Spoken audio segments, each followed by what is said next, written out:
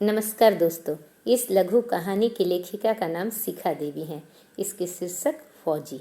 यहाँ उनके जीवन के कुछ पलों को कलम में उतारने की कोशिश की गई है। गलतियों को माफ़ कर सुनने की कृपा करें।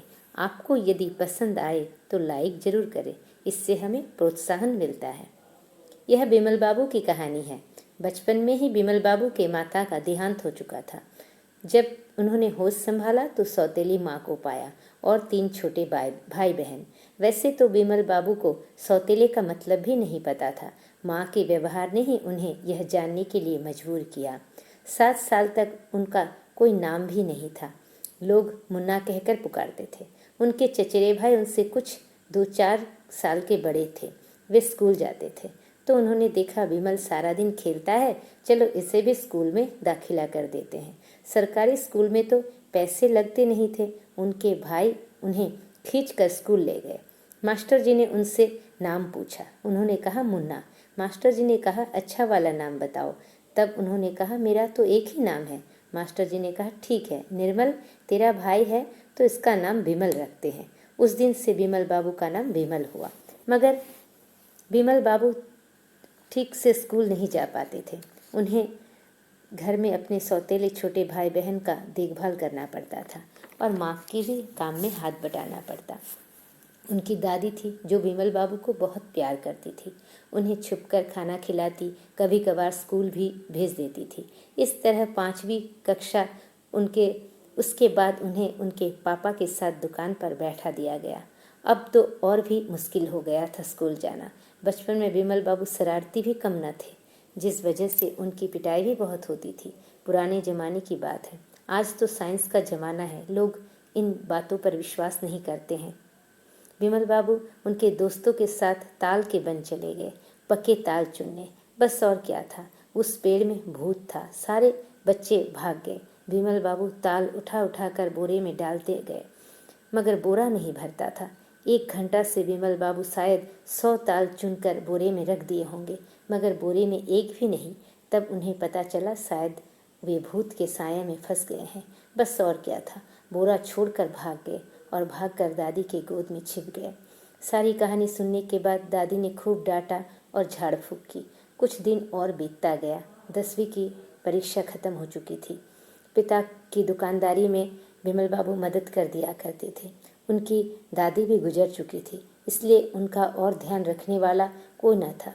उनकी माँ उन्हें सूखा चावल खाने को देती, साथ में कुछ सब्जी भी नहीं होता था। कभी बासी बच जाए तो वह उनके थाली में रख देती। बिमल बाबू को अच्छा नहीं लगता था। वे शरारती तो थे ही। पहले ज़माने में मिट्टी का घर होता था, उनमें चूहे गड्ढे कर देते थे। उन्होंने सारा चावल उस गड्ढे में डाल दिया और मिट्टी से ढक दी, जिससे उनकी माँ को मालूम ना हो। बस और क्या था। जब उनकी माँ लिपाई करने के लिए गई तो उनकी नज़र पड़ गई तो उन्होंने बिमल बाबू की खूब पिटाई की। वे रोते हुए घर के पीछे जाके बैठे रहे। सारा दिन वहाँ बैठे रहे, किसी ने उनकी खबर तक नहीं ली। भूखे प्यासे घर के पिछवाड़े बैठे रहे। उन्हें मनाने वाला भी कोई नहीं था। पहले तो दादी मना लेती थी, अब तो वह भी नहीं रही। बस और क्या था, वे बस पकड़े और बुआ के घर भाग गए। वहाँ पहुँचे तो उनको अच्छा लगा। उनकी बुआ ने देखा भतीजा आया है। उन्होंने बहुत स्वागत किया, बड़े प्यार से उन्हें रखा। फिर बोला बाबूजी को बता के आए हो? उन्होंने कहा नहीं, मैं भाग के आया हूँ। बुआ ने अपने बड़े भाई को चिट्ठी डाल दी। उनके पिता को एक चिट्ठी डाल दी, भैया चिंता न करो, मुन्ना मेरे घर पर है। माँ के देहांत के बाद बाप को कहाँ चिंता रहती है। फिर थोड़ा बहुत जो भी चिंता थी वह भी खत्म हो गई। बिमल बाबू को 5-6 दिन तक तो अच्छा लगा। उसके बाद उन्हें यूँ किसी के पास बोझ बनकर रहना अच्छा नहीं लग रहा था। एक दिन वे सुबह प्रातःकाल घूमने निकल गए। देखते हैं कि पुलिस लाइन के फील्ड पर बहुत लोगों का लाइन लगा हुआ है। उत्सुकता बस उन्होंने पूछा लोगों से, यहाँ क्या हुआ, लोग क्यों भीड़ लगा के खड़े हैं? एक आदमी ने बताया कि फौज में भर्ती चल रही है। उन दिनों आज की तरह अप्लाई नहीं करना पड़ता था, डायरेक्ट भर्ती होती थी। ऐसे भी बिमल बाबू का ठिकाना तो था नहीं। बहते हुए तिनके को सहारा मिल गया। वे भी लाइन में लग गए। उनका वजन 1 किलो कम हो गया और उन्हें निकाल दिया गया। वह घर चले आए। दूसरे दिन बुआ के घर से सत्तू और पानी खूब खाए। खाकर फिर से लाइन में लग गए। उनका वजन ठीक ठाक हो गया। उनको वहीं से ट्रेनिंग पर भेज दिया गया। फौजी की ट्रेनिंग तो काफ़ी सख्त थी, मगर बिमल बाबू तो मेहनती थे। सब में पास होते गए और एक होनहार सैनिक बनकर निकल आए। बीच में वे ट्रेनिंग से ही अपने माता पिता की खबर लेते थे, पैसे भी भेजने लगे थे। अब उनकी घर में इज्जत बढ़ गई थी। इसी तरह कुछ दिन बीत गया। उसके बाद बिमल बाबू की शादी ब्याह की बातें होने लगी। बिमल बाबू छुट्टी पे आए हुए थे, लड़की देखने जाना था। उस समय तो वेतन बहुत कम थे, 60 रुपया माहवार, जिसमें छोटे भाई बहन, माताजी पिताजी कहाँ ठीक से पूरा होता होगा। उनका चश्मा का हैंडल टूट चुका था। उन्होंने उल्टा टांग दिया पॉकेट में और अंदर के साइड टूटा वाला हिस्सा रखा। लड़की देखने गए, पसंद भी हो गई। तब तो गांव में लड़की देखने जाओ तो पूरा गांव इकट्ठा हो जाता था बाहर आंगन में।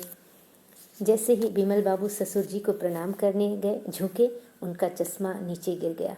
लड़की की सहेलियाँ चीखने लगी, जीजा जी का चश्मा टूटा है। बड़े शर्मसार हुए थे बेचारे।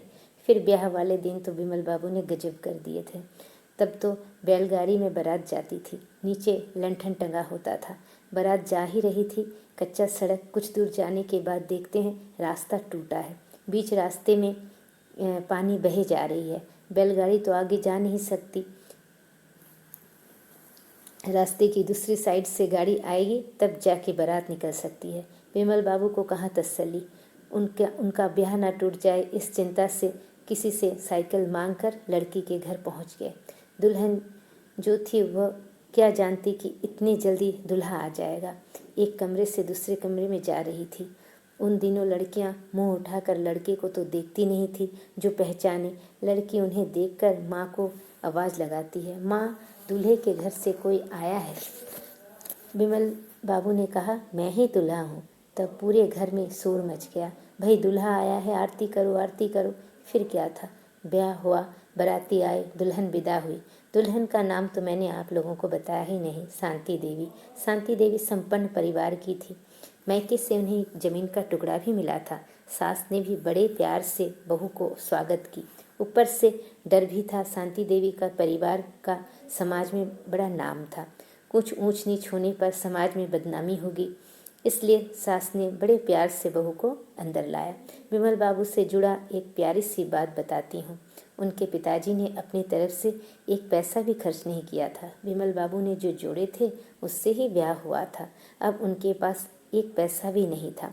सुहागरात को भेंट के तौर पर पत्नी को क्या दे। सुबह से सोच रहे थे, शाम होने को आई। अंत में पत्नी के पास गए, कहा मुझे 5 रुपये उधार दो, मैं तुम्हें लौटा दूंगा।